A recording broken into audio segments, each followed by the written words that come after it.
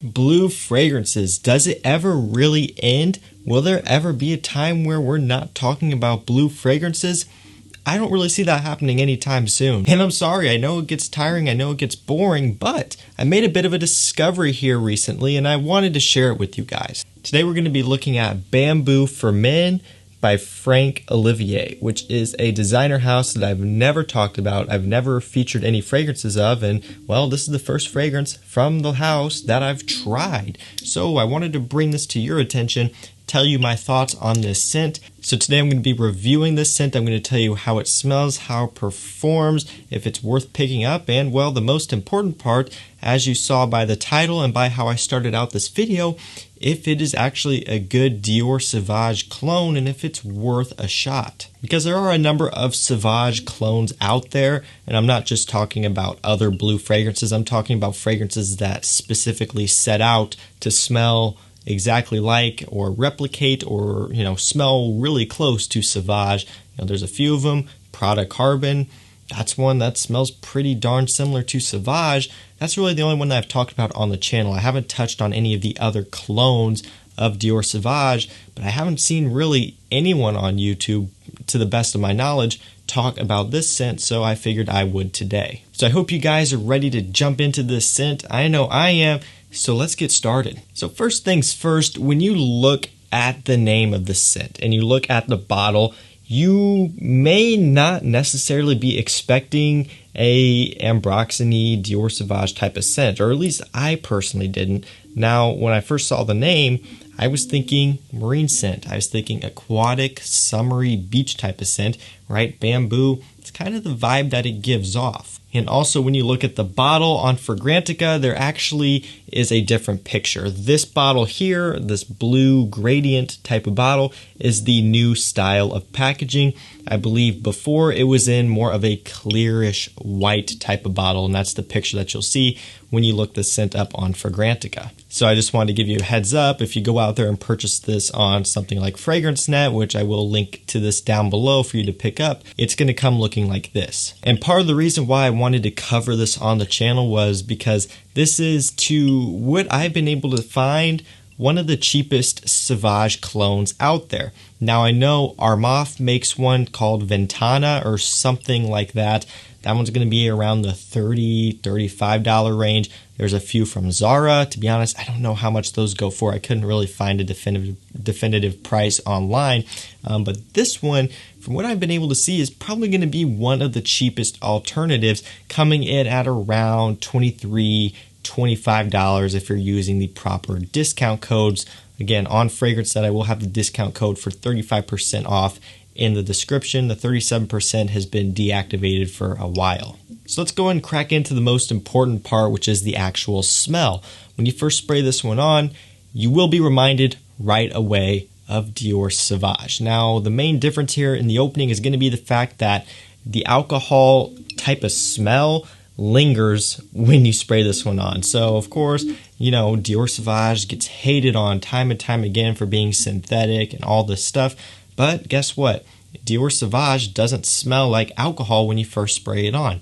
Neither does Prada Carbon, and neither does a lot of higher end, more expensive designer scents. But when you move into this price point territory, that's kind of something that you're going to have to deal with. You do get that alcohol smell in the opening, and there's really no way around it. Now, I will say it's not as bad as some of the other cheaper fragrances in this price point that I've tried, but it is noticeable. Among all of that, you can still pick up on the Sauvage Prada Carbon type of thing going on here with, the bergamot, the citrus, but also with some lavender, geranium, and like a more of a minty ambroxany type of smell. And of course, you get that pepperiness in there as well, along with those typical woods. So really for me, this kind of smells like three fragrances: Dior Sauvage Eau de Toilette, Dior Sauvage Eau de Parfum, and Prada Carbon.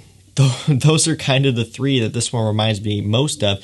You do get that sharpness and kind of that brightness from Sauvage EDT, but you also get a bit more of that sweetness and honestly some of a smooth type of quality from Carbon and the EDP version. So it's kind of like a mix of those three, at least kind of from what I can smell. As you let this one dry down on your skin, you will notice that it is pretty much linear. There's not going to be a whole lot of development or change as it continues to be on your skin. One thing that I personally notice, the longer it stays on there and I keep smelling it, you can tell that, yeah, it does smell quite a bit like Sauvage, but it is lacking the depth that Sauvage and Carbon and all those other scents have. When you smell it, you can tell that it's just a little bit flat. It doesn't quite have as much of that punch as those other fragrances. But again, that's what you would expect from a fragrance of this price. And I don't want it to seem like I'm coming across bashing the scent and saying it's low quality and all that, because, well, again, you get what you pay for, and I'm not ragging on the scent for the fact that it doesn't have as much depth and it's not as high of quality, right? I'm just bringing that to your attention so you don't go into this thinking that you're going to get something that smells exactly like Sauvage and Carbon in terms of scent, quality, and all of that stuff. Do realize here that when they're offering something at this price, they are going to be compromising some things, and in this case, it's going to be quality. And again, the whole argument of Sauvage being synthetic and low quality and stuff is thrown around all the time, and while yes, it is made up of synthetic ingredients, obviously, it doesn't really smell cheap, at least in terms of its quality and the ingredients used. Some people may argue it smells cheap in the fact that it's basic, and well, that's personal preference and you can't argue with that. But I would say, in terms of the quality and how it comes across, you can tell that it wasn't thrown together with crap, right? It smells, in terms of quality, like it should be priced at the price that it is. So with that being said, do I think this is a good Sauvage, Prada Carbon, blue fragrance alternative? I would say, to be honest with you, yes, I do think this is a solid alternative. Now, of course, it's not going to be those other fragrances. It is going to be lacking in some areas, and we will go ahead and talk about another one of those areas right now, which is going to be performance. Not the best performance on my skin, but also not as bad as I was expecting. Longevity, on average, about 5 to 6 hours. In terms of projection, it doesn't do the best on my skin, but it's also not the worst projecting fragrance either. It will push out with this one. The more sprays, the better to get it to push out, but it will do it. Just do keep in mind, not going to be a room filler like Sauvage Eau de Toilette is. So you are lacking here in the performance category just a little bit. 5 to 6 hours, I would say overall, isn't really something that's too hard to complain about. And again, this is on my personal skin, chemistry and all that stuff. At a $20 to $25 fragrance, I'll take it, especially when this costs way, way less than Sauvage. And of course, the prices of that are all over the place, anywhere from, $80, $90 sometimes to upwards of over $100. It always depends on the discounters and stuff like that, what the pricing is doing.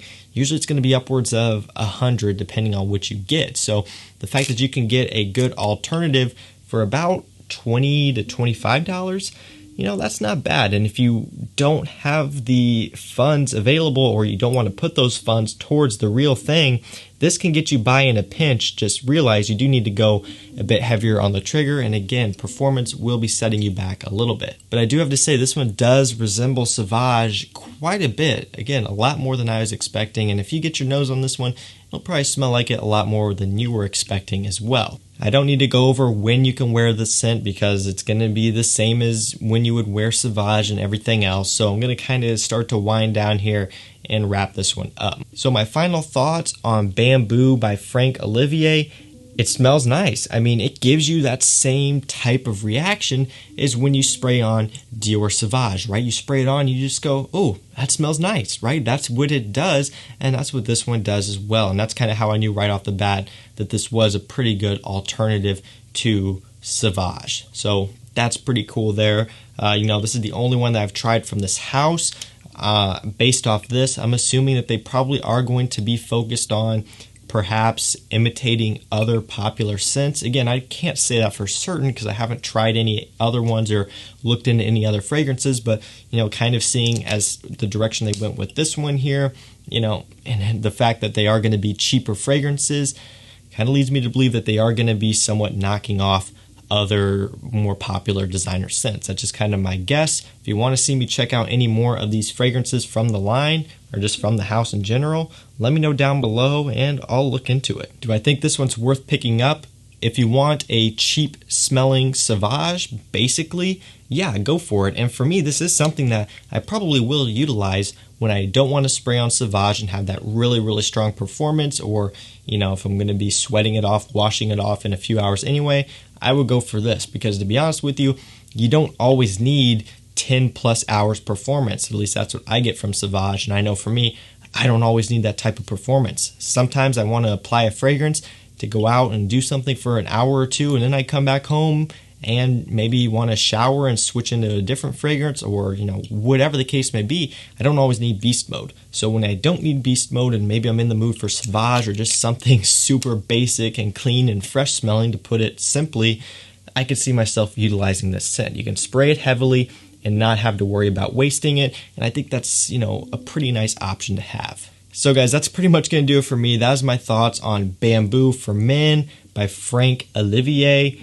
Again, let me know your thoughts on this one. This is really the only Sauvage clone that I've talked about. You know, whether or not you want to call Carbon a clone or not, I mean, I pretty much think it's a straight up clone.